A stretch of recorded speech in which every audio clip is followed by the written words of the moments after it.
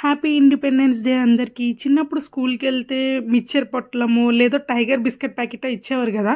ఇప్పుడైతే అలా వెళ్ళడానికి లేదు. ఎందుకంటే పెద్దోళ్ళం అయిపోయాం గదా!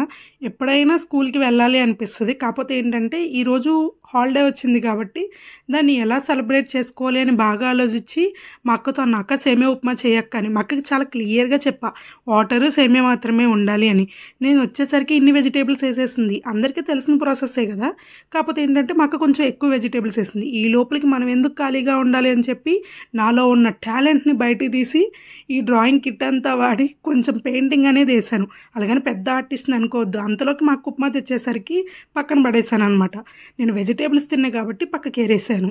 ఎందుకంటే, ఆ ఏరే విషయంలో మాత్రం నేను టాప్ ప్లేస్‌లో ఉంటా.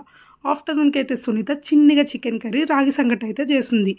దాంతో పాటు కాకరకాయ ఫ్రై గూడా చేసింది. నేనైతే మా అక్కోటి నేను చికెన్ కర్రీ యేసుకొని, సంకటేసుకొని తిన్నా. టేస్ట్ అయితే చాలా బావుంది.